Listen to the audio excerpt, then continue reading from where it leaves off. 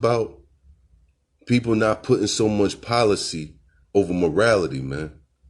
So morality, we just like, nah, we not taking all this craziness going on that he doing, man. You know, got the country laughing at us, got the world laughing at us. Nah, man, we not going for that no more. And it was a direct response to how he handled things, how he carried things, you know. And I mean, and that's just being real, you know. So, but man, I don't know, man. Like, I don't know if we on the brink of something or not. But like I said, I hate no man. I don't hate nobody, man, for nothing. But I just be trying to get a understanding as to why people can't understand where we at as far as like being equal and everybody feeling equal. We're not there, you know, and more needs to be done to ensure that everybody's equal, that it's not that double standard. You know what I'm saying? Like, I think for real, BLM or whoever, if they had went to that Capitol, they would have knew not to cross that barrier like that. They wouldn't have crossed that barrier like that. You know what I'm saying? Because they knew them people would have started picking them off. We smarter than that. Like, I think we, you know, but I just don't understand, man. And then it's been times I even wanted to go in politics myself. And I'm not a politician. I don't want to do politics. That's not my thing. I don't want to be up in there. But, I wanted to have a say in changing something. I wanted to do something. I wanted to make some kind of laws, or, I wanted to do something that had to do with politics. But, maybe that could be in my future or something. And I respect, shout out to Marcella Harris, man. For those who don't know who that is, that's B2. He's a community activist. I know him from back in the day. I grew up with him out here in Denby, in Newport News. So I won't say I grew up with him. I grew up around him. We played ball. That's where I mainly know him from. We played ball, and he grew up in winning the steps of his father. He's actually Marcellus Harris the third. His father is Marcellus Harris Jr. And so his father was an activist, a preacher, So salute to him, man, because he's into local politics. He ran for city mayor. He didn't win against McKinley Price. He also, I think he sits on city council right now. Salute to Tina Vick, Mike Vick's aunt, for those who don't know. She's on city council. Salute to my girl Abyss. I say my girl Sheen. I say my girl through the music. You know what I'm saying? Abyss used to do the music. She used to rap or whatever. So that's how I rock with her like that. So that's why I say my girl like that. But I don't know her personally. But yeah, I don't know the name that she well, her real name. That show you I don't know her personally, but I think her first name Latanya, but I don't know her last name. But salute to all three of these people, man. They in local government, and they're doing things to help the city, in their own way, just by serving, and so I wanted to be a part of that, and I don't know how, but like I said, that may be in my call, and I'm not digging into that right now. But I'm just beside myself with what's going on. Like I can't believe that would even happen. You see what I'm saying? Like people would actually go and do that. And then my whole thing about that situation too is, all right, y'all did that, but what did it change? I could see if we all ran up in there and they just said, okay, well, we're gonna overturn it and give it to we're gonna give it to 45. He's reelected right now. But it didn't do none of that. You know what I mean? Like it gave everybody a bad spotlight, the whole country a bad spotlight, especially whatever party y'all representing, especially who the person y'all supporting. It gave all of y'all a bad spotlight. It made y'all hot. Y'all really hot now. You know what I'm saying? That's what it made y'all. It didn't do nothing good for y'all. And it didn't change anything. And it was all in vain. That lady, she owned a pool company. She was a 14-year veteran. But when she climbed in that window or that glass trying to climb through, she became deceased, man. See what I'm saying? Like, and that was all in vain. It was for nothing. You hear me? It was for nothing. That lady would still be alive today had she just stayed at home or had she just rocked outside. Just, nah, I ain't doing all that. But it didn't go down like that, And so,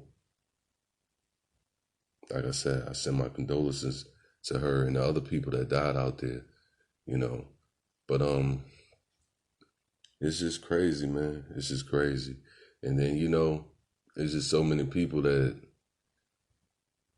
I don't know, they don't, like, we have a lot of this division because we don't understand each other,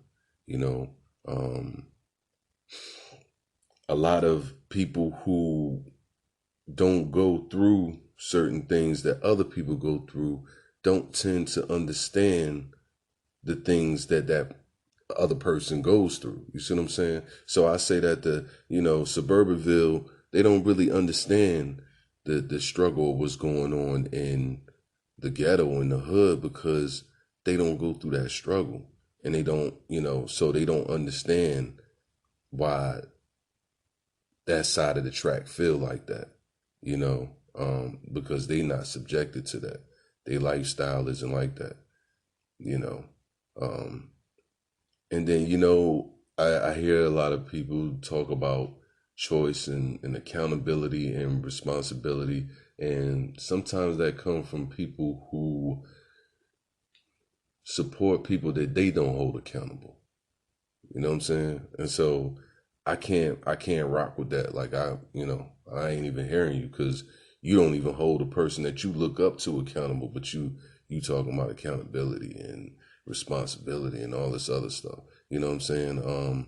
In this nation that we live in, you often hear people talk about opportunity. Everybody is afforded opportunity. And I don't believe that. I don't believe everybody is afforded opportunity because, we have babies that's born in the most dire, crazy, volatile, out of control situations that you could ever think of, who never make it to be able to get any opportunity to do anything that they should have been blessed to do just by being born here in America. You see what I'm saying? You take a child in the hood, born in that volatile situation. Daddy ain't there because he been skipped. Mama, she already got 2-3 kids. Yeah, it's a personal choice. Yeah, she made the personal choice to lay down with him and all this, that, and the third. You know what I'm saying? Yeah, but we get all that. But we talking about the baby.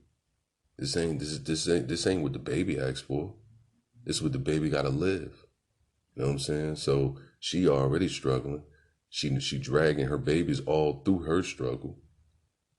You know what I'm saying? So the baby's naturally struggling. They catching the brunt of the struggle she has to deal with, whether it be whatever it is, they catching it mentally, physically. So everybody isn't born in you know, like born with opportunity to do anything, you know. I think you have to find that opportunity, you know. And then some of us are or were born in better situations where we did find opportunity. We created our opportunity, you know. If we was able to go to college, we went to college. If we wanted to, you know what I'm saying? Did just whatever came our way that we could get on, we would do, from a kid on up, you know. So I say that to say just everybody isn't afforded that. Everybody doesn't have that opportunity, you know.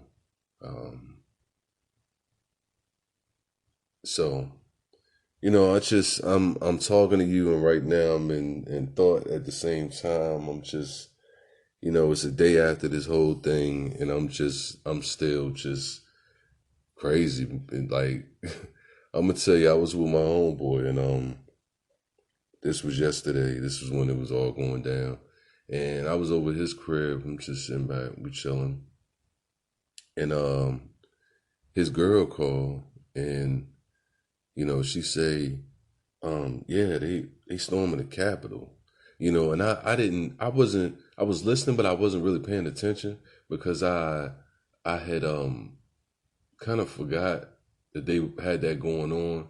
But earlier I was over my mother's house and I seen the proceedings on the TV because she was about to watch something, and the proceedings was on the TV, and so me and her talked about it briefly, and then I left.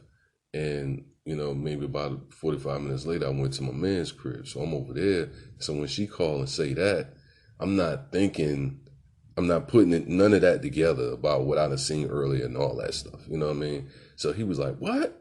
They doing what? Da, da, da, So he said, you recording this? Because I want to see it when I get home. So I ended up clicking on my phone because I was actually letting him hear a podcast that I had done. So I was on my phone and I go to it live on YouTube and I'm like, yo, what? Like, yo. You know what I mean? You could see the people's all at the door on both sides and, like a line, like they all trying to get it. I'm like, yo, are you serious? So that was just crazy to me, man. Like we talking about, the United States government, man. This is one of our judicial branches headquarters, man. You know what I'm saying? The Capitol, man. That's why they call it the Capitol. Crazy. That's crazy. So, but yeah, man. Like, I just think we once the smoke clear from all this, man, we really need to get our stuff together. Everybody, man. This whole government, everybody. And it's going to be hard because you're going to have the lingerers of that guy and his peoples. And they still going to be around and they still going to hold on to that notion that something was taken from them that they never won in the first place. And so, when you have that, and it's embedded in your head, you can't reason with anything like that, and that go for anybody. Like, I mean, what if the Heat, right? The Heat, and they won the NBA. I'm about to say the Heat won it. They didn't win. LA won the championship last year for the NBA, but they played the Heat. What if the Heat was walking around right now saying they the champions? You know what I'm saying? Like, for real. Like, they just walk around like, yeah, they doing interviews, all that. They on Jimmy Fallon. They on, say, yeah, we won it. Oh, they just ain't give us our rings and nothing, but we won. We won. We edged them out, each game they was cheating and look, we won. Bottom line. And LeBron on TV and he like, yo, they didn't win. I got the ring to prove it. I'm saying they didn't win. Would you believe Miami? I wouldn't